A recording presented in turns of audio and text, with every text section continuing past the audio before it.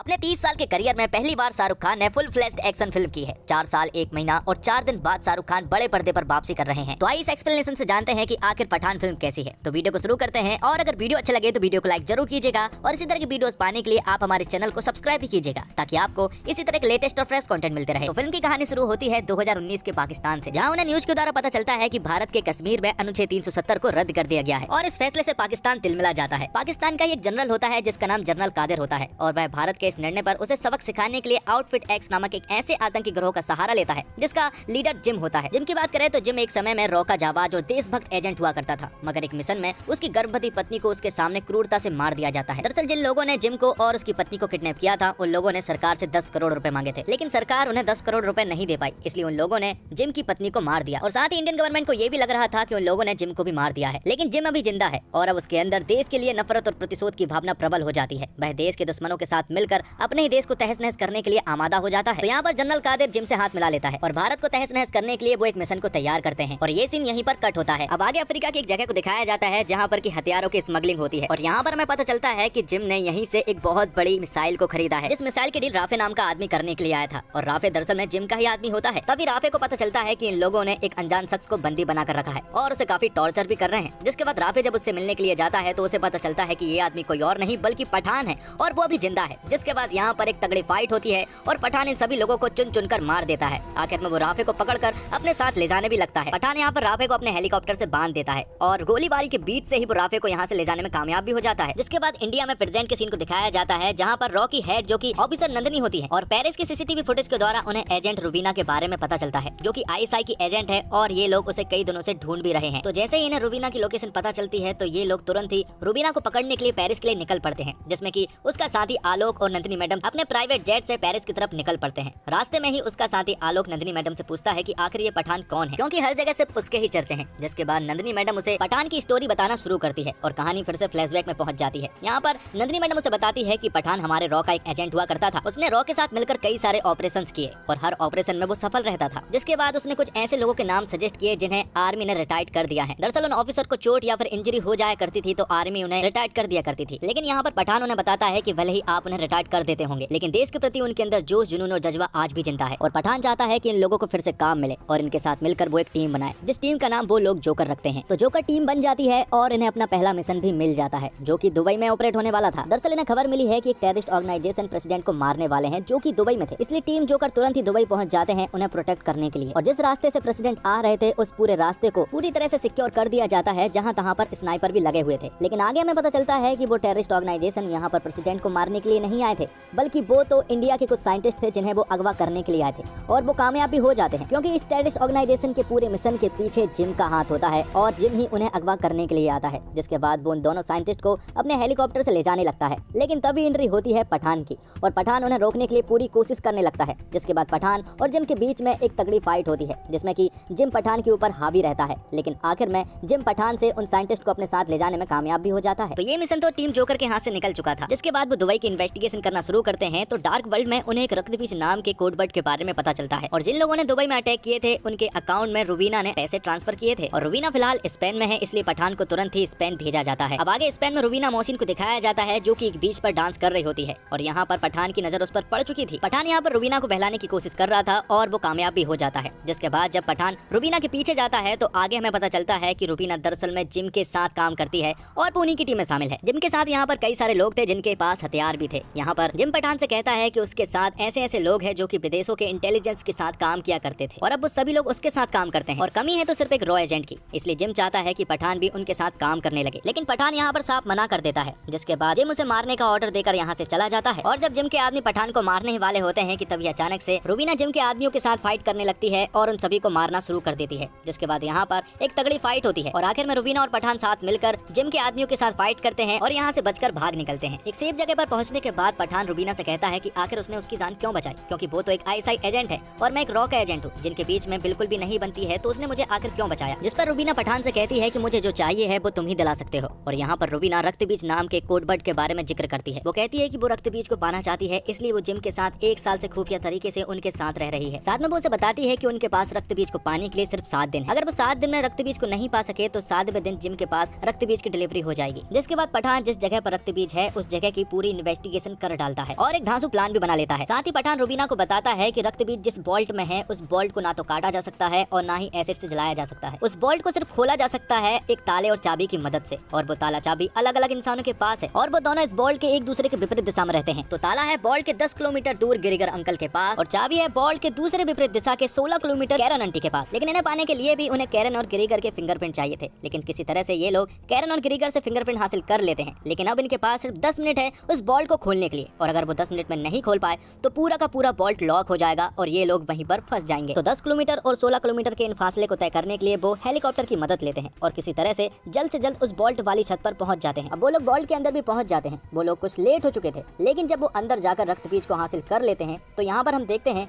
कि रुबीना पठान को धोखा दे देती है और वो उसे उसी बोल्ट में छोड़कर भाग निकलती है। जिसके बाद पठान को पता चलता है कि दरअसल रुबीना जिम के साथ थी और हमेशा से जिम के साथ ही काम किया करती थी। दरअसल रुबीना और जिम को मालूम था कि अगर रक्त बीज को बोल्ट से निकालना है तो ये काम सिर्फ पठान ही कर सकता है, इसलिए रुबीना के सहारे उसने पठान की नजदीकियां बढ़ाई और पठान से ये काम करा लिया। तब आखिर में पठान रशियन पुलिस के हाथ पकड़ा जा चुका था और उसे अरेस्ट कर लिया गया था। इसके बाद कहानी प्रेजेंट में आती है और हम पठान को रशियन जेल में देखते हैं और यहाँ पर रशियन पुलिस ने इंडिया से नंदिनी मैडम को भी बुला लिया था, क्योंकि उन्हें मालूम है कि ये एक रॉ का एजेंट है। इसलिए उन्होंने जब नंदिनी मैडम से पूछा कि क्या ये तुम्हारे साथ है, तो नंदिनी मैडम ने उसे पहचानने से साफ इनकार कर दिया था। जिसके बाद रशियन पुलिस पठान को ट्रेन के द्वारा एक दूसरे जेल में शिफ्ट करने के लिए भेजने लगती है। लेकिन उस ट्रेन में रशियन के कई सारे गुंडे भरे पड़े थे जो कि पठान को मारना चाहते थे। जिसके बाद उनके बीच में एक तगड़ी फाइट होती है और आखिर में जब वो रशियन पठान को मारने ही वाले होते हैं कि तभी यहाँ पर एंट्री होती है सलमान खान मतलब की टाइगर की। जिसके बाद टाइगर और पठान दोनों साथ मिलकर उन रशियन से भिड़ जाते हैं और यहाँ पर कम से कम 10-15 मिनट की एक तगड़ी फाइट होती है। जिसके बाद टाइगर और पठान जब आपस में बात कर रहे होते हैं तो यहाँ पर टाइगर पठान से कहता है कि उसे एक जरूरी मिशन के लिए जाना है और हो सकता है कि उसे पठान की जरूरत पड़े। तब पठान उसे कहता है कि वो हमेशा उसके लिए तैयार रहेगा, इसलिए वो यहाँ पर बाधा भी करता है। अब आगे हम नंदिनी मैडम को देखते हैं जो कि पठान के पास आई थी। दरअसल रशियन जेल में कोर्ट के द्वारा पठान ने बता दिया था कि उसे लेने के लिए टाइगर आ रहा है। तब नंदिनी मैडम भी पठान को बता देती है कि रुबीना उन्हें मिल चुकी है और वो पेरिस में है। तब पठान तुरंत ही रुबीना को पकड़ने के लिए पेरिस निकल पड़ता है और फाइनली उसे पकड़ भी लेता है, जहाँ रुबीना पठान को सब कुछ सच बता देती है कि आखिर जिम का प्लान क्या है। वो उसे बताती है कि जिम रक्तबीज के जरिए एक नया म्यूटेंट वायरस बना रहा है, इसलिए उसने इंडिया के उन 2 साइंटिस्ट को अगवा किया था। रुबीना बताती है कि ये वायरस कोविड-19 से भी ज्यादा घातक रहने वाला है। इस वायरस से लोग तुरंत ही मारे जाएंगे, इसलिए इसे अगर किसी सिटी पर टारगेट किया जाए तो पूरी की पूरी सिटी आधे घंटे के अंदर साफ हो सकती है। इसलिए रुबीना पठान का साथ देने के लिए कहती है और वो उसे कहती है कि इस बार वो उसे धोखा नहीं देगी, क्योंकि अब बात मासूम लोगों की जान की है। अब एक अनजान जगह पर हम जिम को देखते हैं और उसके साथियों के साथ वो एक लैब में एंट्री करता है जहाँ पर कि उसने उस म्यूटेंट वायरस स्मॉल पॉक्स को बना लिया था। जिम ने उन वायरस को 2 अलग अलग मेटल बॉल में भर दिए थे और अब वो इसका इस्तेमाल करने के लिए भी रेडी थे। लेकिन तभी एंट्री होती है पठान की जोकर टीम की और वो तुरंत यहाँ पर पहुंचकर तबाही मचाना शुरू कर देते हैं। जोकर टीम के साथ अब रुबीना भी मिल चुकी थी और ये बात जिम को भी मालूम पड़ चुकी थी और जिम को ऐसा लग रहा था कि अब वो नहीं बचने वाली, इसलिए वो उन दोनों मेटल बॉल को लेकर यहाँ से भाग निकलता है, जिसके पीछे पठान भी लगा हुआ था और रुबीना भी। रुबीना एक बॉल को हासिल भी कर लेती है, लेकिन तभी जिम बीच में ही एक बड़ा सा धमाका करता है, जिसके साथ ही बॉल के साथ साथ रुबीना पानी के अंदर चली जाती है और वो डूबने भी लगती है। लेकिन आखिर में पठान पानी में कूदकर रुबीना की जान बचा लेता है और उस मेटल बॉल को भी बाहर निकाल लेता है। तो एक मेटल की बॉल जिम लेकर चला गया था, तो वहीं दूसरी बॉल पठान यानी कि रॉ के पास थी। पठान चाहता था कि ये मेटल की बॉल को वो डिस्ट्रॉय कर दे, लेकिन मेजर लूथरा चाहते हैं कि वो इस वायरस को चेक करे और इसका एंटीट्यूड बनाए। साथ ही वो यहाँ पर रुबीना को अरेस्ट कर लेते हैं, क्योंकि वो ISI की एजेंट थी, इसलिए बेरहमी से रुबीना को अरेस्ट कर लिया जाता है। पठान उससे वादा करता है कि उसे कुछ नहीं होगा और वो उसे छुड़ा भी लेगा। तब उस मेटल की बॉल को लैब में भेजा जाता है परीक्षण के लिए। उस बॉल में 3 लेयर थी और उसे खास तरह से डिजाइन भी किया गया था। जब उन तीनों लेयर को खोला जाता है तो साइंटिस्ट को पता चलता है कि उस बॉल के अंदर कोई वायरस नहीं है बल्कि मिनरल वाटर है। तभी जिम यहाँ के सिस्टम को हैक करके वीडियो कॉल पर आता है और वो सभी से कहता है कि उसका मिशन सक्सेसफुल हो चुका है। वो उन्हें बताता है कि जब तुमने इस बॉल को खोला था तभी उसका मिशन सक्सेसफुल हो चुका था। वो उन्हें बताता है कि जब तुम इस बॉल को 3 लेयर में खोल रहे थे तभी वो वायरस सभी के संपर्क में आ चुका था और अब वो पूरे लैब में पूरी तरह से फैल चुका है और चंद मिनटों में ही तुम सभी की मौत भी हो जाएगी। साथ ही वो यहाँ पर सरकार से नेगोशिएशन भी करता है। वो उनसे कहता है कि अभी भी उसके पास एक बॉल मौजूद है और वो नहीं चाहता है कि इस बॉल को वो किसी अनजान सिटी पर भेजे। वो इंडिया की किस सिटी पर इस बॉल को भेजेगा वो उसे भी नहीं मालूम है, लेकिन वो चाहता है कि इस बॉल के बदले में उसे कुछ मिले। जिम कहता है कि उसे कश्मीर चाहिए और अगर उसे कश्मीर नहीं मिलता है तो वो मिसाइल के जरिए इस मेटल बॉल को एक अनजान सिटी पर छोड़ देगा और साथ ही वो गवर्नमेंट को 24 घंटे देता है और ये सीन यहीं पर कट होता है। दूसरी तरफ हम देखते हैं कि उस लैब में ऑफिसर नंदिनी भी मौजूद थी और उसके साथ साथ कई सारे साइंटिस्ट भी मौजूद थे। यहाँ पर वो लैब को पूरी तरह से बंद कर देते हैं ताकि वो वायरस बाहर ना फैल पाए। यहाँ पर नंदिनी के साथ साथ वो सारे साइंटिस्ट अपनी कुर्बानी दे देते हैं और आखिर में ऑफिसर नंदिनी पठान से कहती है कि वो जिम को बहुत ही बुरी मौत दे, जिसके बाद RDX के द्वारा उस पूरे के पूरे लैब को डिस्ट्रॉय कर दिया जाता है। अब पठान जानता था कि इस मिशन को कंप्लीट करने के लिए उसे रूबीना की मदद लगेगी, इसलिए वो जेल से रूबीना को भी छुड़ा लेता है। लेकिन अब उन्हें ये नहीं मालूम था कि आखिर जिम की टीम कहाँ पर है और वो कहाँ से मिसाइल छोड़ने वाले हैं। तब पठान एक आदमी की मदद से ये पता कर लेता है कि आखिर वो कहाँ पर है। दरअसल वो लोग अफगानिस्तान की किसी जगह पर है और वहीं से वो मिसाइल छोड़ने वाले हैं। दरअसल जिम को मालूम है कि इंडिया कश्मीर तो किसी भी हालत में नहीं देने वाला, इसलिए उन्हें तो ये मिसाइल छोड़नी ही होगी। जिसके बाद किसी तरह से पठान की पूरी टीम उस जगह पर पहुंच जाती है जहां पर की जिम की टीम थी। जिसके बाद यहाँ पर एक तगड़ी फाइट होती है। तब मौका देखकर जिम तुरंत ही यहाँ से भाग निकलता है और उसके पीछे पीछे पठान भी आ जाता है। पठान उसका काफी देर तक पीछा करता है और यहाँ रूबीना को पता चलता है कि दरअसल रक्तबीज मिसाइल में नहीं है बल्कि दिल्ली जा रहे एक प्लेन में मौजूद है और इस वायरस का डेटोनेटर जिम के पास है। इसलिए 6 मिनट के अंदर अगर पठान जिम को रोक लेता है तो दिल्ली तबाह होने से बच सकती है। तो इन 6 मिनट में जिम और पठान के बीच में एक तगड़ी फाइट होती है। जिम को पूरा भरोसा था कि वो इस डेटोनेटर को उसके हाथ से नहीं छीनने देगा, लेकिन आखिरी के जब 2 सेकंड बचे होते हैं तो पठान जिम से वो डेटोनेटर छीन लेता है और दिल्ली को तबाह होने से बचा लेता है। और आखिर में पठान जिम को एक बहुत बुरी मौत भी मारता है और उससे कहता है कि इंडिया की तरफ से जो तुम्हें वीर पुरस्कार मिला था उसके वो लायक नहीं है। तो दोस्तों, शाहरुख खान के लिए फिल्म पठान को एक पारिवारिक मनोरंजन फिल्म होना बहुत जरूरी था और इसमें ये कामयाब भी है। रूबीना एक सीन में पठान से पूछती भी है, ये लावारिस फिर खुदा गवाह कैसे बन गया? अमिताभ बच्चन ने अगर दिलीप कुमार की विरासत को हिंदी सिनेमा में आगे बढ़ाया तो शाहरुख खान को अमिताभ बच्चन की परंपरा, प्रतिष्ठा और अनुशासन विरासत में मिला है। वह उसे संभालने की पूरी जद्दोजहद इस फिल्म में करते दिखते हैं। पठान आखिर में जाकर टाइगर से कहता है 30 साल हो गए ये सब करते करते, लेकिन इसे नए लड़के पर नहीं छोड़ सकते, खुद ही करना होगा। यूँ लगता है जैसे ये बातचीत 2 किरदारों के बीच नहीं 2 कलाकारों के बीच हो रही है। वह टाइगर के मिशन में मदद करने का वादा भी करता है। शाहरुख खान की उम्र अब चेहरे पर दिखने लगी है तो पठान मोहब्बत की तरफ कदम तो बढ़ाता है लेकिन अतरंग नहीं होता। और पठान के निर्देशक सिद्धार्थ आनंद ने करियर की शुरुआत में हम तुम सलाम नमस्ते जैसी रोमांटिक फिल्मों से की, मगर बैंग बैंग और वॉर के बाद ये एक्शन फिल्मों की राह पर निकल पड़े। इसमें कोई दो राय नहीं कि पठान तक आते आते उन्होंने एक्शन की नई ऊंचाइयों को छुआ है। फिल्म की कहानी तो वहीं घिसी पिटी है जहां देशभक्त एजेंट अपने वतन को बचाने के लिए कटिबद्ध है, मगर एक्शन और स्पेशल इफेक्ट के मामले में सिद्धार्थ ने कोई भी कमी नहीं छोड़ी है।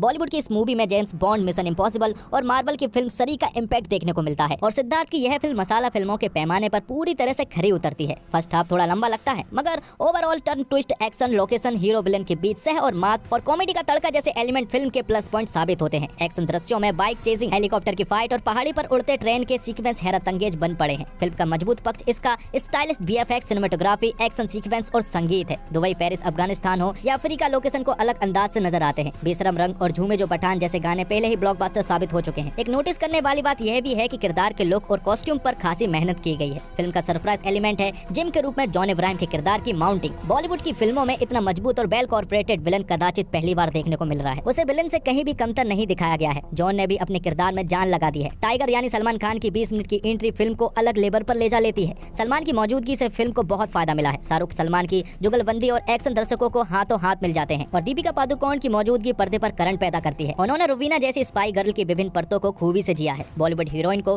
हीरो और विलन के साथ एक्शन दृश्यों में कमतर दिखाना अच्छा लगता है। डिम्पल कपाड़िया और आशुतोष राणा ने अपनी भूमिका में प्राण फूंक दिए हैं और शाहरुख को फिजिक्स और लॉजिक को दरकिनार करने वाला एक्शन करते देखकर मजा आ जाता है। फिर चाहे वो हेलीकॉप्टर के ब्लेड पर पैर रखकर नीचे उतरते हैं या फिर ट्रेन में लड़ाई करते। ये ट्रेन वाला सीन सिंगल टेक में लिया गया, यानी कैमरा कट नहीं हुआ है। आमतौर पर जब ज्यादातर एक्शन सीन्स का जिम्मा स्टंट डबल पर आ जाता है, लेकिन इस सीन को देखकर लगता है कि शाहरुख ने बाकी एक्शन पर बहुत मेहनत की है। अगर ऐसा ही रहा तो मैं उन्हें आगे भी एक्शन वाले अवतार में देखना चाहूंगा। बस वो अगली बार अपनी भारी आवाज में ना बोले, जैसा पठान और रईस दोनों में किया है। सिद्धार्थ आनंद ने वॉर में क्लियर कर दिया था कि वो एक्शन के स्टाइल वाले पहलू में रुचि रखते हैं, इसलिए वो इसी तरह की फिल्में बनाएंगे। और फिल्म में कुछ सीन तो वाकई कमाल के थे, जैसे कि बंदूक हवा में उछल रही है तो आपका कैमरे उसके साथ चल रहा है। मिशन इम्पॉसिबल और फास्ट एंड फ्यूरियस जैसे फिल्मों की याद आती है। सिद्धार्थ के एक्शन सीक्वेंस एंजॉय करने का तरीका है कि आप हर चीज में लॉजिक ना ढूंढे, सही और गलत के पार वाली दुनिया का हिसाब ना लगाएं। और फिल्म पठान शुरू के 1 घंटे तक कमाल की फिल्म है। बेहतरीन एडिटिंग, पठान का मिसल में शामिल होना, रॉ के अफसर का आपस में नीति बनाना और फैसले को लेकर बहस करना, और फिर दुबई के एक सम्मेलन में शामिल होने जा रहे वैज्ञानिकों पर हमला। जॉन इब्राहिम को यशराज फिल्म धूम ने ही करियर का जीवन दान दिया था। इस बार भी जॉन वैसे ही किरदार में है।